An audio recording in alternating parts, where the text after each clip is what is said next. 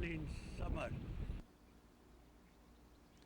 From Twillingate, we went to Grand Falls, Windsor, and called upon Dr. Budden at his residence. Dr. Budden is also the president of Newfoundland chapter of the Ahmadiyya Muslim community. Iceberg capital of the world. He shared some Many insights on tourists, Twillingate with us. From all over Canada and from all over the world, they come to Twillingate to see the iceberg, and they like to hear the iceberg pop, open up, like a pistol shot.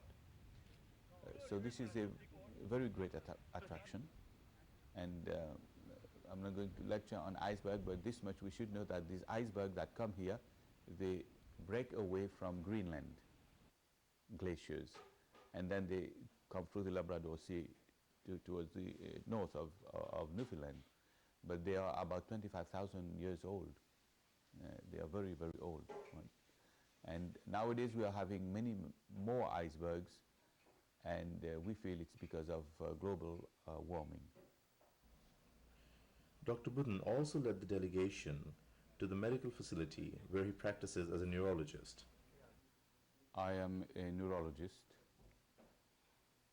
We prefer to say I am specializing in neurology rather than using the term a neurologist, because for sure we cannot cure all patients, we cannot treat all diseases, so we are still trying to perfect ourselves in that science.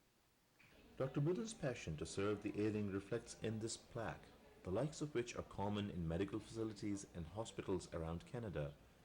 This plaque recognizes the Ahmadiyya Muslim community's efforts for the betterment of mankind.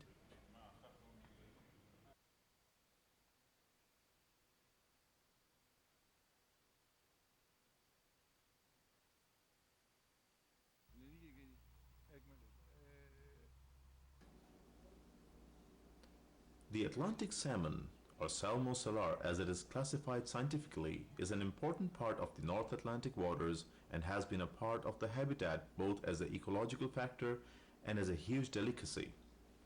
Once thriving as a species, the popular fish became endangered due to extensive hunting and natural predation. To ensure its survival and the revival of its life cycle, preservation and interpretation centers came about.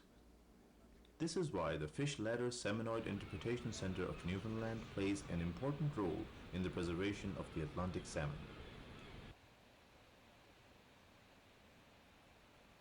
You're here at the Salmonid Interpretation Center, where salmon make their annual spawning migration from June to September. So these are wild Atlantic salmon coming in from the ocean.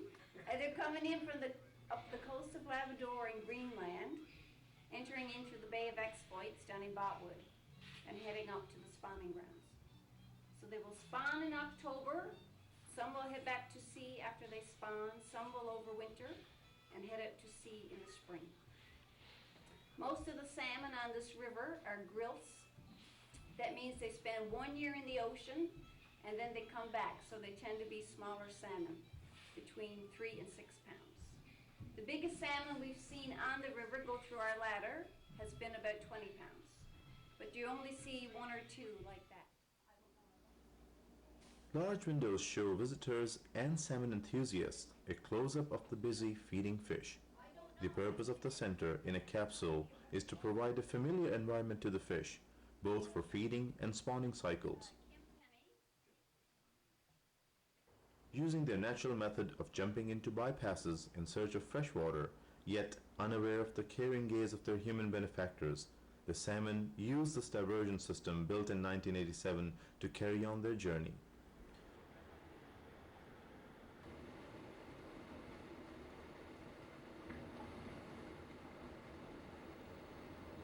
The Grand Falls Dam, interjected into the system, provides power and water flow that help in various ways, one of them key to the salmon's travels.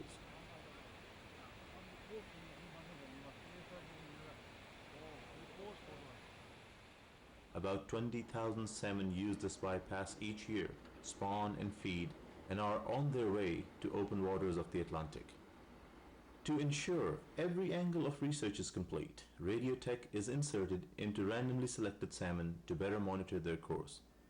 With the numbers of the fish returning to more assuring levels, the salmon's survival and through the mere facilitation of its habitat and migration is ensured. This is the way it should be, if alone for the reason to keep the balance in God's wondrously gifted world.